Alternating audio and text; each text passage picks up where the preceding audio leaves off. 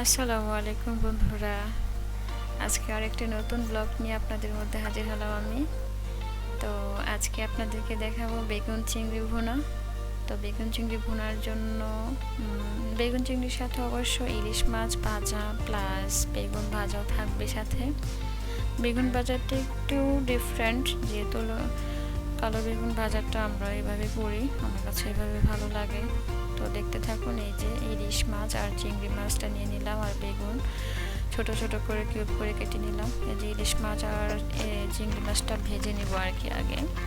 তো চিংড়ি মাছটা আগে ভেজে রেখে দেবো বেগুন দিয়ে ভুনা করার জন্য, আর তারপর একটু বেশি করে তেল দিয়ে ইলিশ মাছটা ভেজে আলাদা করে রাখবো গরম ভাতের সাথে খাওয়ার জন্য। তো এই যে চিংড়ি মাছটা ভাজতেছি, লবণ হলুদ মরিচ দিয়ে চিংড়ি মাছটাকে একটু ভেজে নিলাম। আর এখানে কয়েকটা শুকনো মরিচ ঢেলে নিলাম, কারণ ইলিশ মাছের সাথে শুকনো মরিচ ডালাটা খুব ভালো লাগে।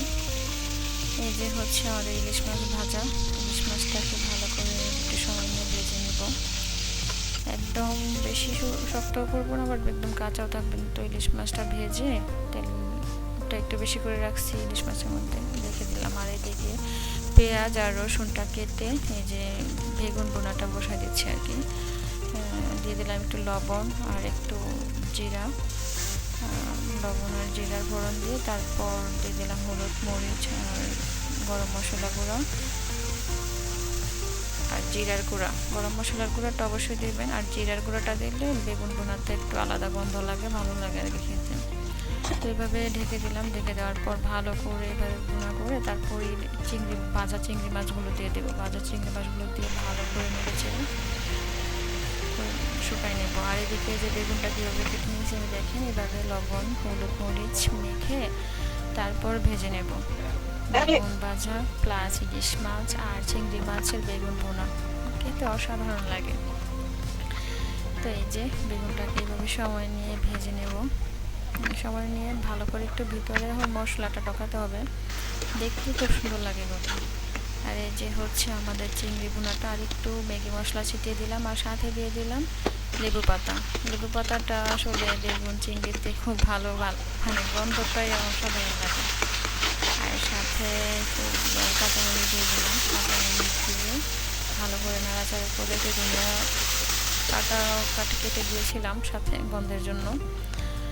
এই যে একদম নাড়াচাড়া করে তারপর নামিয়ে নিলাম আমাদের চিংড়ি ভুনা। এই যে আমার চিংড়ি মাছের ভুনাটা প্রায় একদম কমপ্লিট। আর এদিকে যে তেলটা ছিল এটা দিয়ে দিলাম ইলিশ মাছের মধ্যে, আর এর মধ্যে আবার বেগুনগুলা ভেজে নেবো আর কি।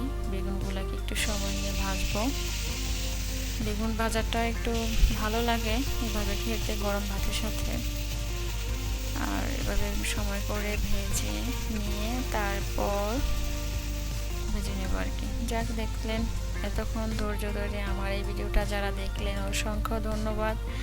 আর আমার এই ছোট্ট চ্যানেলটা আপনাদের সাপোর্ট ছাড়া কিন্তু বড় করা সম্ভব না। অবশ্যই আপনারা সাপোর্ট করবেন, বেশি বেশি করে লাইক কমেন্ট এবং শেয়ার করবেন। আর আমার এই চ্যানেলটাকে অবশ্যই সাবস্ক্রাইব করে অল বাটনে ক্লিক করে রাখবেন, যেন এরকম নিত্য নতুন ভিডিও দিলে আপনাদের কাছে নোটিফিকেশন যায়। তো ভালো থাকেন, আল্লাহ হাফেজ, দেখা হবে নেক্সট কোনো ভিডিওতে। আসসালামু আলাইকুম।